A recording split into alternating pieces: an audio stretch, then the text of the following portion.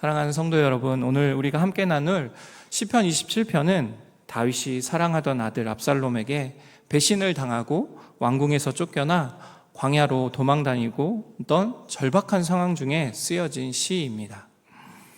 상황적으로 다윗의 고통을 생각하면은 그 고통은 이루 말할 수가 없었을 것입니다.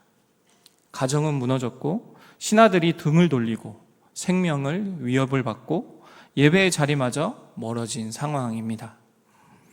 이런 상황에 놓이게 되면 대부분의 사람들은 이 상황을 반전시키기 위해 이리저리 이 상황을 벗어날 방법들을 찾습니다.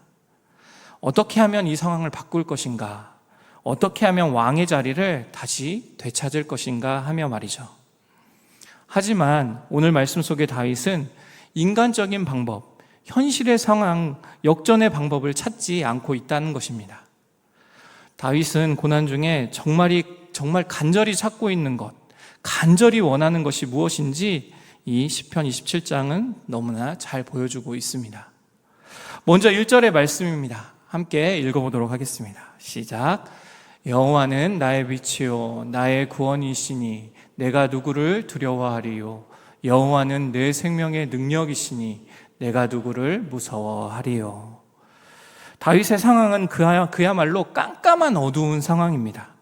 예루살렘을 떠났고 미래가 보이지 않았고 생명은 위태롭습니다.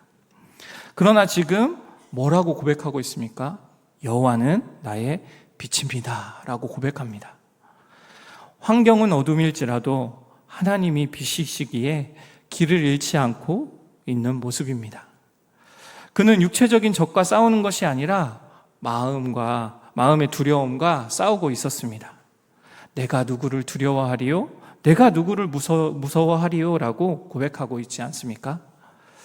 여기서 중요한 것은 다윗이 압살롬의 반역이라는 고통의 순간에 자신의 상황을 바꿔달라는 요청하기보다 먼저 하나님을 찾고 있다라는 것입니다. 두 번째로 다윗은 왕의 자리의 회복보다 하나님과의 관계 회복을 더 간절히 바라고 있습니다. 4절의 말씀입니다. 함께 읽겠습니다. 시작. 내가 여호와께 바라는 한 가지 일, 그것을 구하리니 곧 내가 내 평생에 여호와의 집에 살면서 여호와의 아름다움을 바라보며 그의 성전에서 사모하는 그것이라. 다윗이 광야에서 구하는 것은 나를 이렇게 만든 압살롬에 대한 복수도 왕권에 대한 회복도 생존도 아니었습니다. 내가 구하는 것은 단 한 가지, 예전처럼 하나님의 집에 거하면서 하나님의 아름다움을 바라보며 찬양하는 것이다 라고 고백하고 있습니다. 이 얼마나 멋있는 그리고 믿음의 고백입니까? 다윗은 밧세바 사건 이후에 하나님의 내버려 두심, 하나님의 침묵을 경험한 바 있습니다. 그 죄로 인해 나단 선지자의 책망을 들었고 아들이 죽는 고통을 겪었습니다. 그 일을 통해 다윗은 깨닫게 된 것이 있는데요. 그것은 하나님과의 관계가 무너질 때 어떤 왕위도 성전도 나라의 안정도 헛되다라는 것입니다. 그래서 다윗은 도망자의 현실 속에서 하나님을 피난처로, 하나님이 진정한 소망의 대상으로 찾고 있는 것입니다. 5절로 그가 환난 날에 나를 그의 초막 속에 비밀히 지키시고 6절로 내가 그의 장막에서 즐거운 제사를 드리리라. 내가 노래하며 여호와를 찬송하리로다. 그의 간절함은 건물로서의 성전이 아니라 하나님의 임재, 하나님의 함께하심이었습니다. 그래서 하나님의 얼굴을 마주할 때 그는 다시 찬양하게 되기를, 기쁨이 회복되기를 간절히 바라고 있는 것이죠. 다윗은 원수를 갚는 것보다 주의 임재 아래 거하는 삶을 더 사모하고 있습니다.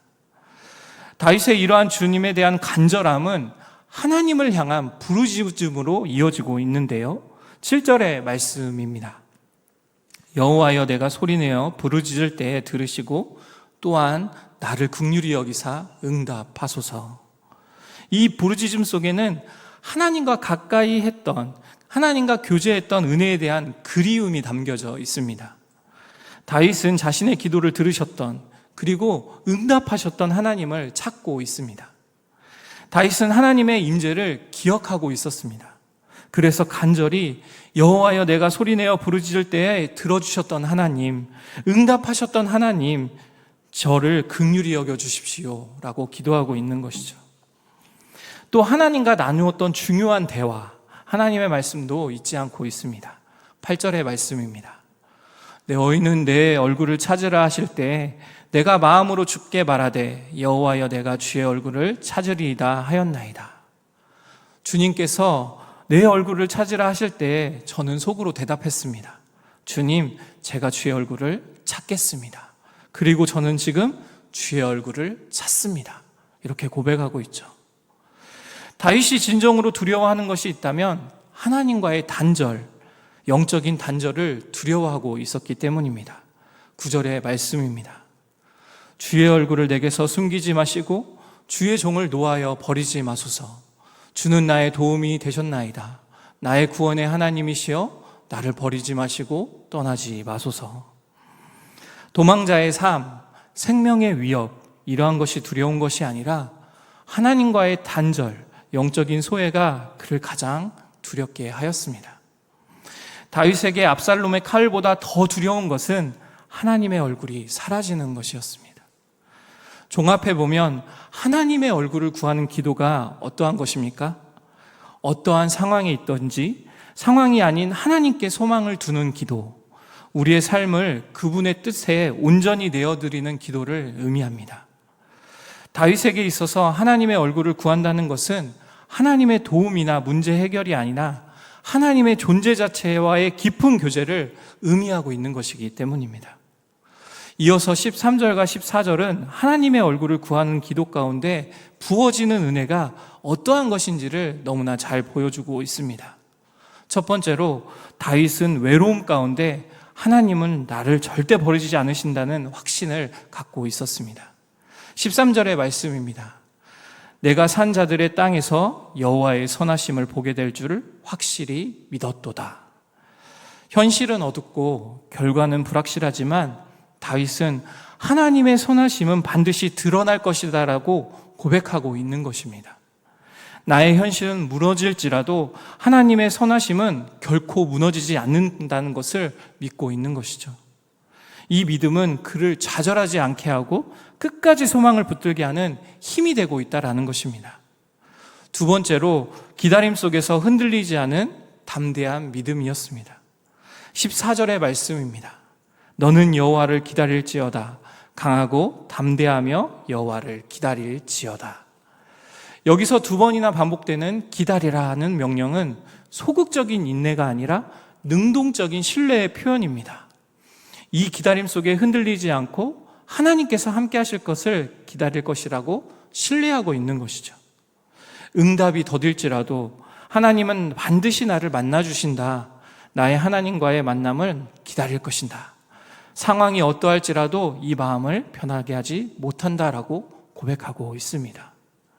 마음이 흔들릴 때, 두려움이 몰라올 때 다윗은 기도를 통해 자기 영혼을 하나님 앞으로 끌고 갔습니다. 기도는 하나님을 변화시키는 것이 아니라 우리가 하나님의 뜻을 간절히 찾고 교제하기 위한 것이기 때문이었죠.